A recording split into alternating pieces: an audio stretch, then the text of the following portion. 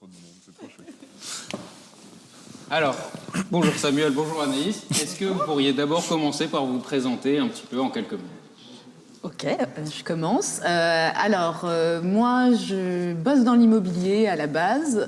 J'ai une formation gestion de prod audiovisuel et spectacle vivant et j'ai bossé dans la négoce de droit audiovisuel. Voilà, pour le CV pro. Et j'habite à Paris. Très court, hein, parce qu'il y a plus à dire quand même. Ouais, il y a plus. Il y a beaucoup à dire. Il y a beaucoup à dire, on a le temps. Donc moi, c'est Samuel Merlan. Moi, je suis ingénieur du son. Ici, on est plusieurs ingénieurs du son ce soir, donc je suis très content parce que j'aime bien me retrouver avec d'autres copains. Je suis aussi du coup l'inventeur de Third Eye, dont on va parler tout à l'heure aussi. Et voilà, de manière générale, je suis un peu un technicien qui touche à tout. Toutes les technologies peuvent m'intéresser. Je suis curieux de tout en général, quoi. Voilà. Alors, vous vous connaissez depuis 2015, il me semble. Ouais. Vous avez eu pas mal d'histoires. Je suppose que vous avez beaucoup d'anecdotes aussi. Si vous deviez décrire l'autre personne en 3 mots, ce serait quoi? Moi, le premier mot qui vient pour Sam, forcément, c'est ingénieux. Déjà, on s'est quand même rencontrés sur le principe de l'invention de la caméra. Enfin, dans d'autres circonstances, mais voilà, on en a parlé assez rapidement. Et aussi, vu les circonstances, ouais, ingénieux et débrouillard. Parce que sur une île déserte, c'est lui qu'il faut avoir, techniquement. Il peut monter des trucs, voilà, un peu tout. D'ailleurs, j'avais même pris le pli de lui demander « Tiens, on peut faire ça, et ça, on peut créer. » On peut aller sur une île déserte. Et tu peux raccorder cette radio des années 30 pour que je mette mon câble jack? Il y a toujours moyen. Ça fait 2. Et ouais, ça fait 2, je sais pas compter. Et sinon, dans les points négatifs, on dirait t'es grand, t'es super grand, c'est chiant. C'est vrai? Attends, j'ai calé mon canapé lit en fonction de ta taille. Je pense qu'il y a moyen de trouver quelque chose de négatif. Attends, c'est pas pratique, hein, caler quelqu'un sur un format. Non, c'est clair. Non, mais... Alors Anaïs, c'est qui? Alors Anaïs, elle est débordante d'énergie, franchement. Jusqu'à ce qu'elle ait faim, par contre, parce que dès qu'elle a faim, ça va plus. Ouais, énergie, motivante,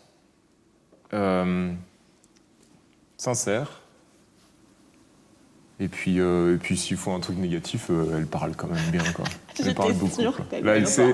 Ce soir, on lui a dit, il faut te brider un petit peu. On va pas faire toute l'antenne, mais. Elle parle beaucoup, mais c'est intéressant ce qu'elle dit. Oui, oui. Ça dépend des heures, quoi. Ça dépend des heures de la journée, quoi. Mais bon. Pas tard le soir. On voit que vous avez pas mal de complicité. Est-ce que vous pourriez raconter un peu l'histoire de votre première rencontre? Tu veux faire ta version?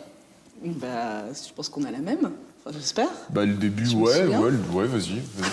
Tu racontes le contexte. Le contexte n'est pas le même pour toi au début. Oui, c'est vrai que voilà, on s'est rencontrés en Australie. Ouais. Moi, j'étais de passage. Voilà, moi, j'étais vraiment en mode backpacker.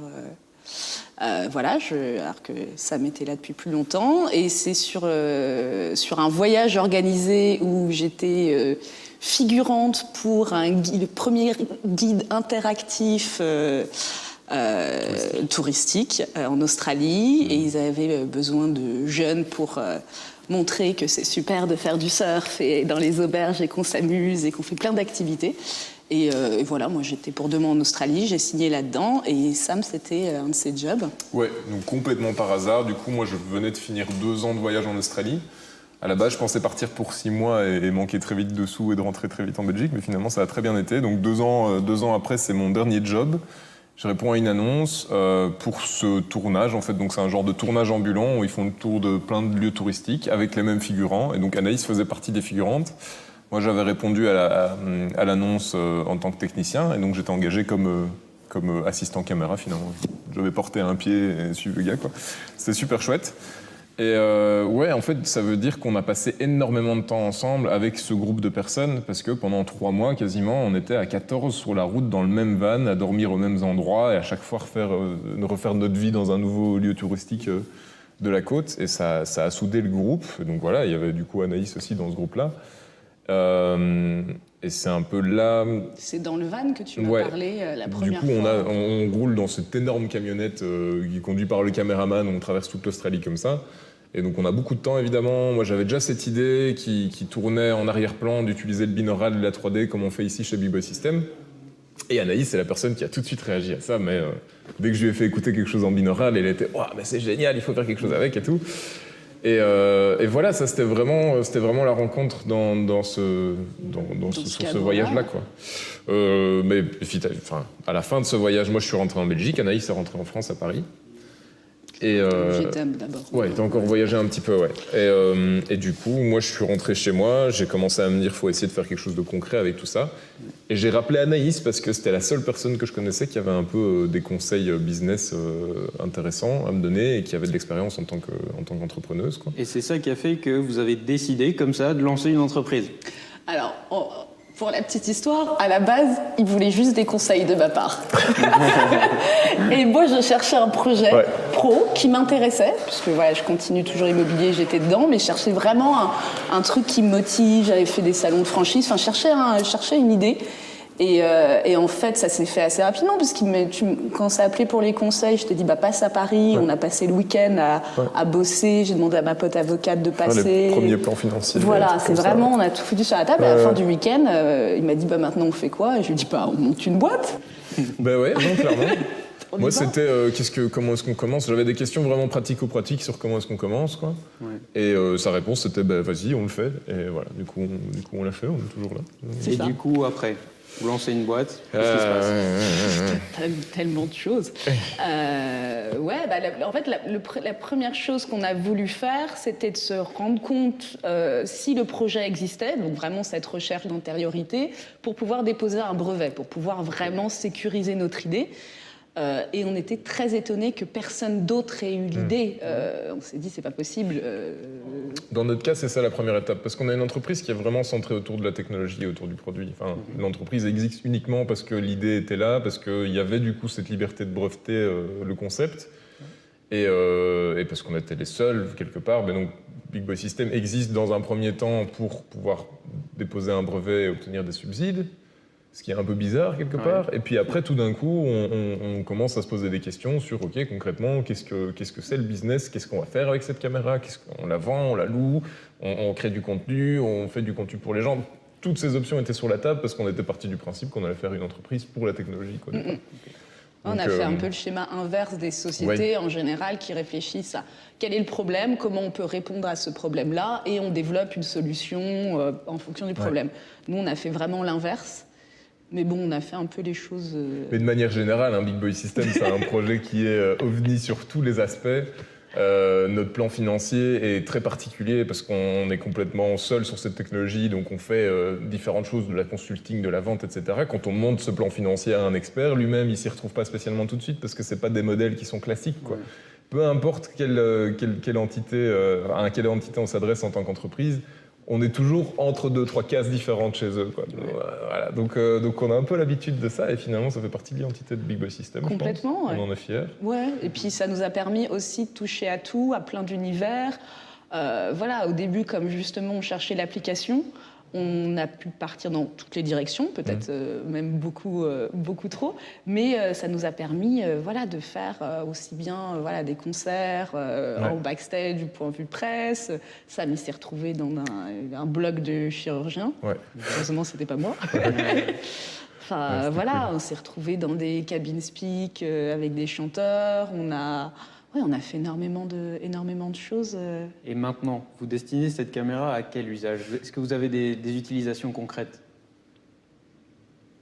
Oui, énormément. En fait, c'est pas une caméra qui manque d'utilisation concrète. On peut tout filmer et tout ce qu'on filme est intéressant parce qu'il est immersif quand on filme avec notre caméra.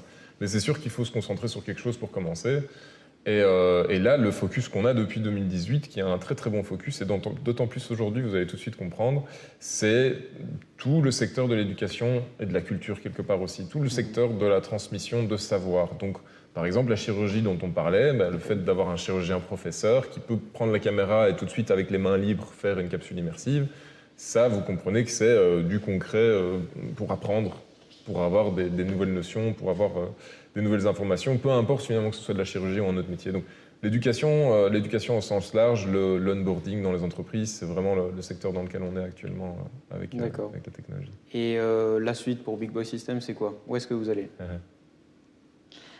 Déjà, on va continuer à développer les partenariats et à filmer de plus en plus de contenu et à mettre notre caméra entre les mains de créateurs de contenu, de gens qui ont envie de capturer leur savoir et de le partager. Donc, c'est vraiment ça. On a la chance d'avoir créé des liens avec des gens depuis des années. On parlait de chirurgie. Le docteur Dequier a été notre premier test professionnel. Il y a 5 ans maintenant, un ancien prototype, voilà. Et ça a été aussi notre premier client quand on a pu vendre la caméra. Donc, pour nous, les partenariats, c'est extrêmement intéressant et on a envie, en plus, pour pouvoir offrir le meilleur service aux gens, de comprendre comment ils utilisent notre caméra et d'avoir cet accompagnement sur la durée avec eux. À court terme, en fait, ça se traduit par... Aujourd'hui, en fait, c'est pour ça qu'on fait les Immersive Sessions et qu'on fait toutes ces portes ouvertes aujourd'hui. Aujourd'hui, on lance la mise en vente, la mise à disposition de notre caméra, de notre technologie sur le marché officiellement. Ça veut dire qu'à partir de maintenant, des clients peuvent commencer à se la procurer.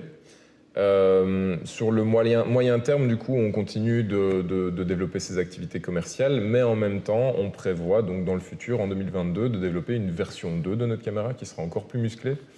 Et alors, si on regarde encore au-delà de ça, si on parle dans les 5 ans ou plus, il y a beaucoup d'options qui sont sur la table. Comme on est en train de lancer quelque part, on est en train de tracer une nouvelle ligne pour une nouvelle génération de technologies. Il n'y a pas d'autres générations hybrides comme la nôtre, enfin de technologies hybrides comme la nôtre qui existent pour l'instant sur le marché. Quelque part, ça veut dire qu'on ouvre tout un secteur et qu'on peut se retrouver autant dans le négoce de contenu que dans le négoce de hardware, que dans la mise en place d'activités événementielles ou culturelles ou quoi ou qu'est-ce. Voilà, d'acoprod. On espère que Big Boy System va pouvoir grandir et aussi quelque part se diversifier et avoir des partenariats. D'ailleurs, on a beaucoup de copains qui sont en régie ce soir qui font partie de ces partenariats et donc pouvoir aller vers un concept beaucoup plus grand sur cette immersion, ce transfert de connaissances dans tout ce qui vaut la peine d'être transféré en termes de connaissances. C'est très ambitieux, mais du coup, pour l'instant, en fait, tout ça, c'est produit ici, à Froyenne. Ouais. Alors, est-ce que c'est très ambitieux ? Le projet, l'idée est ambitieuse depuis le début, mais en même temps, c'est la technologie qui emmène cette ambition. On peut pas trop le savoir. On nous demande beaucoup de faire des estimations, des analyses et de dire et de choisir qu'est-ce que ça va être. On peut le faire, on a des estimations qui sont très solides, mais voilà, on peut jamais vraiment savoir ce qui va se passer par la suite. Tout le monde s'est pris une claque avec le Covid, donc est-ce que c'est audacieux, je sais pas. Mais par contre, oui, tout est fait ici, quoi. Tout est fait ici. Enfin, évidemment, on travaille avec des consultants en électronique, par exemple, donc surtout en période de Covid, ils sont pas ici physiquement, mais on travaille vraiment de manière très soudée avec eux. Et le reste, l'assemblage des caméras, tout ce qui est le design, la création du design, tout le développement de la technologie connexe, l'OS de la caméra, tout ça, c'est développé chez nous, quoi. Par toutes les personnes qui sont ici dans le mix, quoi. Ouais, super intéressant. Est-ce qu'il y aurait moyen de faire un petit tour des locaux, peut-être, pour montrer à nos spectateurs comment ça se passe ? Allons-y.